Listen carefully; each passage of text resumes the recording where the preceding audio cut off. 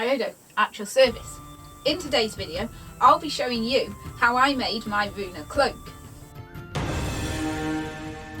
Yep, this is part 2 of my recently edited very old footage about how I made my Ruana Cloak.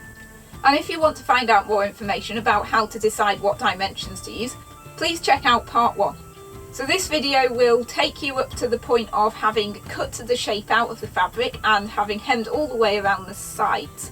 It doesn't cover hemming the slit or doing the border or anything like that, but it will tell you plenty enough to make a Ruana Cloak if you're using a fabric that doesn't fray or if you're just not worrying about it fraying. But if you want to learn how to make the border that I made, stick around till part 3. There is going to be some quite advanced sewing and also sewing requiring a sewing machine in this tutorial, but that doesn't mean that you need to do all that to make a Ruana Cloak. If you use a fabric that won't fray, like for example something that is a boiled wool or an army blanket with a dense weave or something like that, then you can skip all of the hems and seam allowance and borders and all that kind of complexity, and you can just cut out the shape and it will work as a cloak. So I'm honestly reckoning that at least half of you will probably consider most of the video to be redundant. So there are chapters in the description and you'll be able to skip to the important bits. So now let's get to actually making the cloak. The first step is to cut the fabric. Depending on what equipment you have, if you haven't got a sewing machine and you haven't got the ability to hem the cloak, then if you're using fabric that will fray, it will fray slowly if it's a nice dense wool, so you can get away with not hemming it and it will still work fine.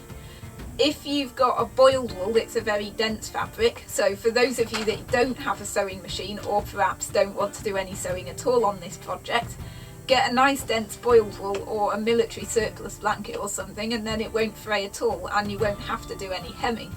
So then of course the dimensions that I've just said here are exactly what you're going to cut your cloak to, or whatever dimensions you're using anyway. If you are going to hem your cloak, you're going to need seam allowance. I can't tell you how much to add for seam allowance because that depends on how thick your fabric is. So the fabric that I'm using is going to need about 3/4 of an inch seam allowance, so I'm going to need to do my width plus 2 lots of seam allowance and my length plus 2 lots of seam allowance. Otherwise it won't be big enough. If your fabric is much thicker than that, you might need 1 inch or 1 1/4 inch or something, so I can't tell you. You'll just have to see by rolling the fabric over and see how long the hem is going to take up.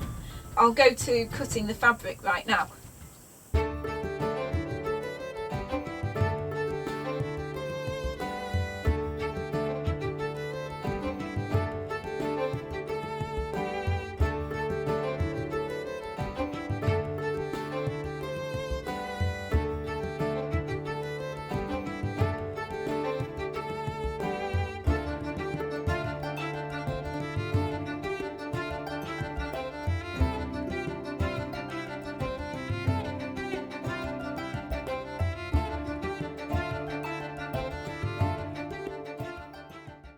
I have marked a line in the middle of this, and that is how long my slit is going to be. It's worth mentioning that because I've left seam allowance, that's not 3'6", it's 3'6 3/4", which is how much seam allowance is there from the edge of the fabric. That is, I've actually drawn a line of where the cloak starts on here to make it simpler, so I can just measure from that, so I don't have to worry about adding seam allowance, which makes things more confusing. But because the front of the cloak is longer than the back, I've drawn an arrow there pointing towards this edge, which is the side the slit's going to be on, because if I cut the slit on the wrong side, then obviously it'll end up too short. The easiest way by far to cut the slit, if your cloak is going to be completely even and you're hemming both sides exactly the same, is just to fold it in half.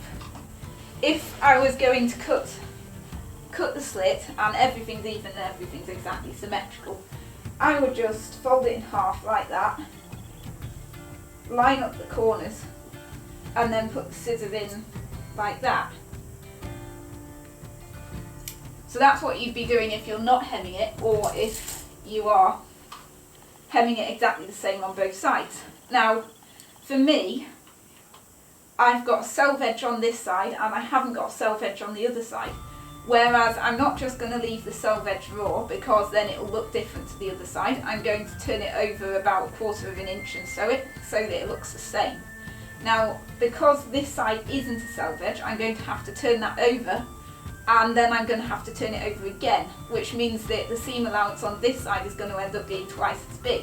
So if I cut the slit exactly in the middle, it will end up being slightly off to one side once the cloak is hemmed, which means that that is actually going to need to be a 1/4 inch towards the self edge side, otherwise it won't end up in the middle. Now I realise that a difference as small as that probably doesn't matter, and if you don't want to worry about the maths and measuring it out, or if you don't have chalk to measure it out with, then cutting it in the middle will probably work just as well.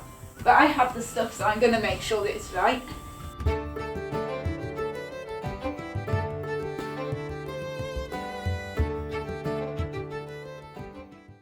At this point in time, you've now cut your fabric.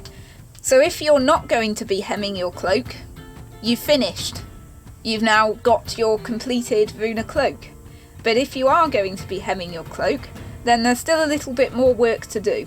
I am not going to film this because I'm going to be using a sewing machine. I'm not going to be sewing it by hand, and there honestly is nothing clever involved in hemming a cloak. But I will just show you briefly what I'm going to be doing.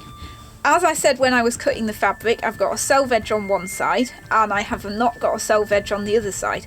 So this is the edge of the fabric. I could just leave that bare. There's no real thing wrong with that, but it doesn't look like the other side will look, because the other side will fray, as you can see. So the other side will be hemmed. So what I'll just do is I'll turn that over to the inside by a 1/4 inch, and I'll just sew that down with some grey thread and it will be barely noticeable.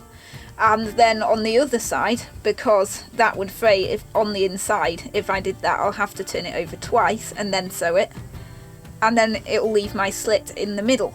I've essentially got to hem all the way around the entire outside of this. Like I say, there's no point in filming that. On the end with the slit presents a technical problem. And the technical problem is that at the point where the slit ends, you can't just hem that because you'll always have a bare bit of fabric, and that, because it's just been cut, is a point it will rip from. So the final finishing step of making the cloak is to sort that out. So you'll find out how that's done in a bit. But for now, for hemming the cloak, I'll just go to the end and I'll stop at the end, and then I'll come back to the camera and discuss what to do next about this bit. So it's about 45 minutes later and my cloak is now hemmed. I've gone all the way around and I've hemmed every edge except for the slit, so that's one side of the slit, and the self edge side is only turned over once, like that. That's the self edge side and that's the self edge side on the front, which is what I wanted to do, is make both sides look the same on the front. It doesn't bother me if they look different on the back.